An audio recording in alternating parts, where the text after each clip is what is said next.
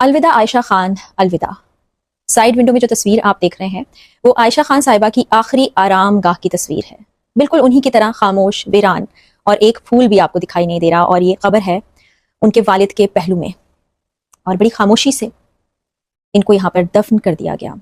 जितनी खामोशी से ये इस दुनिया से चली गई, इतनी खामोशी के कितने दिन गुजर गए किसी को पता नहीं चला। आज इतनी ही खामोशी से उनकी तदफीन भी कर दी गई।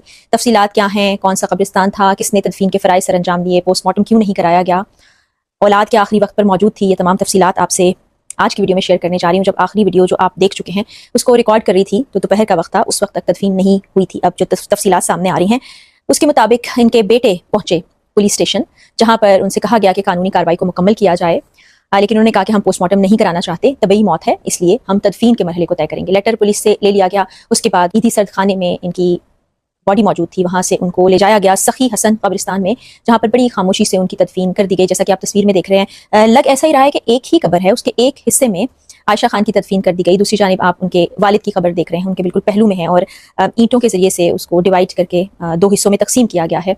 ये है उनकी आखिरी आराम गाह। और कुछ ऐसी चीज़ें जो अहले मोहल्ला ने बताई उनके बारे में कि आखिरी वक्तों में वो कैसी हो गई थी, वो भी रुला देने वाली हैं, दिल को तड़पा देने वाली हैं। और साथ ही साथ सादिया इमाम ने भी एक वीडियो रिकॉर्ड कराई। उन्होंने कहा कि हम शर्मिंदा हैं, आयशा आपा आपसे हम बहुत शर्मिंदा हैं। और बात भी बहुत हद तक ठीक है। आज भी नहीं देखा गया कि कोई शोबिस की शख्सियत वहाँ मौजूद रही हो, कोई खबर पर आया हो। न जाने इसके बाद ये सिलसिला शुरू हो या शायद उनको इन्फॉर्म ही नहीं किया गया। जैसा कि मीडिया भी बड़ी मुश्किल से ये खबर हासिल कर सका कि उनकी तदफीन कब कहाँ कैसे की गई। चंद ही चैनल्स पर ये खबर चली, और एक चैनल के मुताबिक इनकी बेटी लंदन में मौजूद और इनका एक बेटा मलेशिया में था, और एक बेटा आया जिसने तदफीन की। अब ये न्यूज़ चैनल्स बता रहे हैं, क्योंकि वो इतने कटे हुए हैं हर चीज़ से कि उनके बारे में कोई भी तफसील जानना बहुत ही अजीब सा लग रहा है। ये वीडियो बनाते हुए भी मुझे बहुत अजीब सा लग रहा है। आप लोग को एहसास हो रहा होगा कि मेरे लिए बोलना भी मुश्किल हो पा रहा है, क्योंकि जो उनके अहले मोहल्ला ने तफसीलात बताई, जो पुलिस ने रवैया बताया, वो भी बड़ा परेशान कुन है और दिल दुखता है। सबके वालिदैन को अल्लाह ताला ज़िंदगी दे और तौफीक भी दे तमाम बच्चों को कि वो अपने माँ बाप को आखिरी वक्त में अकेला ना छोड़ें। लेकिन ये जो तफसीलात बताई गई हैं ये बहुत दिल दुखाने वाली हैं।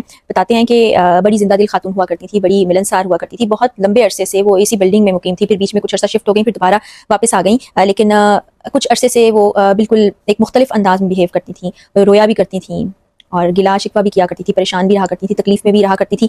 और फिर ये सब करते करते ये भी बताया जाता है खुद से बातचीत भी करती थी। एक दिन वो खामोश हो गई थी और उसी दौरान उनके पाँव में फ्रैक्चर भी आया था, जिसके बाद वो घर में बंद होकर रह गई। अब ये भी देखिए ना, जो हम ये सवाल उठा रहे थे कि उनके साथ किसी ना किसी का होना ज़रूरी था, किसी को अपने साथ रख लेती, किसी नर्स को, किसी डोमेस्टिक हेल्प को, किसी को काम के लिए जो खाने का, उनकी खिदमत का कोई इंतजाम करता। लेकिन उनका शायद इस दुनिया से दिल उठ गया था, क्योंकि जब अपनी ही औलाद के हाथों आप इस तरह से तकलीफ में आए हो तो फिर आप क्या कर सकते हैं। वो बोल्ड न्यूज़ था जिसने ये बताया था कि उनका एक बेटा मलेशिया में है। कमेंट सेक्शन में किसी ने तीनों बच्चों के नाम भी बताए, अहमद, अहमर और आलिया। अहमद तो हम पहले भी यही कह रहे थे कि एक बच्चे का नाम गालिबन यही रहा होगा, लेकिन कोई आके सामने किसी ने कोई बात ही नहीं की, इस बारे में कोई बयान ही नहीं दिया। उन्होंने कहा हमें किसी पर कोई शक व शुबा नहीं है, ये तबई मौत ही थी, हम सिर्फ तदफीन करना चाहते हैं। और तदफीन करने के बाद भी रिपोर्ट करते हुए एक रिपोर्टर ये बता रहा था कि फ़िक्र थी उनको कि हमें वापस जाना है, अपने घरों को लौट जाना है।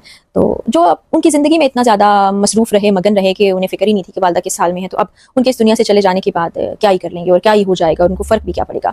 तो ये बड़ी अफसोसनाक सूरत हाल है। इससे पहले मुझे नहीं याद पड़ता कि इस तरह का कोई वाक़या किसी पर्सनैलिटी के साथ हुआ हो। आखिरी वक्त में औलाद, कोई रिश्तेदार, कोई दोस्त अहबाब, कोई ना कोई तो मौजूद रहा करते हैं। यहाँ पर तो बहुत ही शदीद तकलीफ़ का मामला है कि कोई भी मौजूद नहीं, और जाने के बाद भी कोई भी मौजूद नहीं। आप औलाद से ये उम्मीद रखते हैं, और ख़ासतौर पर बेटों से ये उम्मीद रखते हैं कि चलें हमारे जाने के बाद हमारे लिए कोई पढ़ाई करेंगे, हमें याद रखा जाएगा, हमारा नाम तो रहेगा, या बेटों के लिए सोचते हैं कि वो आखिरी वक्त का सहारा बनेगा। तो जब ऐसे वाक़यात, ऐसे सानियात, ऐसी तकलीफ़ सूरत हाल सामने आती है तो फिर सोचते हैं कि ठीक है, आप इस दुनिया में अकेले आए थे, अकेले चले जाना है, लेकिन रिश्ते नाते एहसास के लिए होते हैं, और एहसास बहुत बड़ा जज्बा है।